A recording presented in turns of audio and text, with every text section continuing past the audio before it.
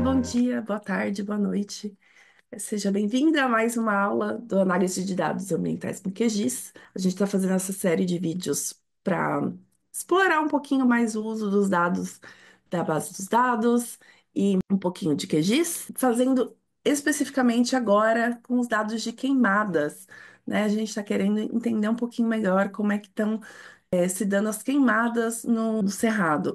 A gente pegou o mês de junho, na verdade, a gente pegou uma data de junho, e aí a gente se pergunta como é que fica isso ao longo do tempo? Como é que eu faço uma análise ao longo do tempo?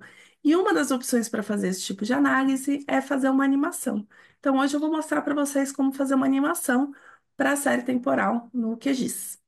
Eu sou a Marina, eu sou analista de formação técnica na base dos dados e hoje a gente vai ver como fazer essas animações no QGIS. Então, o que a gente vai falar é isso, como fazer animação para séries temporais. Então, é uma forma de você poder analisar como é que coisas acontecem ao longo do tempo e as animações podem te ajudar nisso, né? A ideia é que você faça essas animações para enxergar essas diferenças e onde estão, no nosso caso, onde é que está crescendo o número de queimadas ao longo do tempo, como é que elas se distribuem espacialmente e temporalmente. Para isso, a gente vai primeiro pegar os dados na base dos dados, né? Então, vamos lá. Estou no BigQuery, vou fazer uma consulta no banco que tem as queimadas, que é o INPE, então BR, INPE, queimadas, tá? Esse é o banco aqui de interesse para a gente.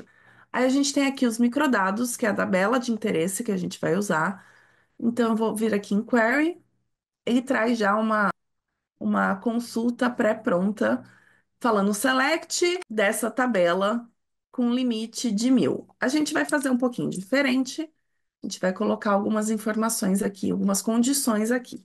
Então, eu vou colocar um where e vou pôr as minhas condições. A primeira delas é o bioma. Eu quero no Cerrado. A segunda é o satélite. Eu vou querer o MODIS, o Aqua, né? Então, Aqua diz tarde. O terceiro é o mês. Eu vou pegar o mês inteiro de junho e o ano de 2024, certo? Então, aqui a gente tem todas as informações de interesse. Vai virando mês, data, hora, bioma, sigla UF, município, latitude e longitude, que é o que importa para gente, que é o nosso pontinho, o satélite, dia sem chuva, precipitação, risco fogo e a potência radiativa, que também importa para gente. Eu poderia ter selecionado só essas colunas, mas não é uma tabela muito grande, então eu vou salvar esses resultados em CSV localmente. Perfeito. Aqui vem na minha aula 5. Vou criar uma aula 5 aqui e vou colocar os dados do jeito que eles vieram salvos. Acho meio feio o nome, então vamos mudar para fogo, junho 2024. Pronto. Já tem tudo que a gente precisa para ir para o QGIS. Vou abrir um novo projeto. No nosso novo projeto, eu vou colocar, como já está de costume. Opa, desktop QGIS. Vou pegar o biomas estados. Não, vou pegar o Cerrado Border, né? Sempre coloco uma cor qualquer. E vou pegar aqui o que a gente fez do CSV. Então, vou colocar a camada, criar nova camada. Opa, adicionar camada de texto delimitado. Nome do arquivo é esse, Fogo Junho 2024. Tomar o cuidado aqui de ver campo X está longitude, campo Y está latitude. Ok, adicionar, deixar pronto. Então, aqui os pontos de todo mês. Então, você consegue perceber que nessa parte nordeste aqui do Cerrado é onde tem muito mais fogo acontecendo. Inclusive, dá para a gente fazer um mapa de kernel, se quiser, sobre esse mês para ver como é que fica, né? Então, naquele dia específico, a gente tinha aqui nessa parte mais a oeste, tinha mais fogo, mas a gente vai ver que ao longo do mês todo, é essa parte nordeste, norte e leste aqui, que tem mais fogo mesmo. Mas não é isso que eu quero fazer, eu quero fazer uma série temporal, né? Eu quero ver isso ao longo do tempo acontecendo. A primeira coisa que eu vou fazer aqui é mudar essa simbologia aqui, em propriedades na camada cerrado. Vou mudar essa cor, porque eu não gostei muito dessa cor mesmo. Eu quero mudar vou manter uma cor, talvez esse daqui fique mais ok. Essa é a cor basicamente dos pontos, então eu vou mudar a cor dos pontos. No ponto, eu vou vir aqui com vermelhão. Opa. Ok. Agora vamos ver como é que eu faço isso acontecer ao longo do tempo. A primeira coisa que a gente faz é vir aqui em exibir painéis. Vai ter aqui controlador temporal. É a terceira opção aqui em português. E aí vem aqui com navegação temporal desativada. A gente não quer desativar, a gente quer ativar isso daqui. Quando eu ativo ele está ativado e pronto para fazer uma animação. Mas a gente não falou do que a gente quer essa animação. Então, eu vou vir aqui em propriedades.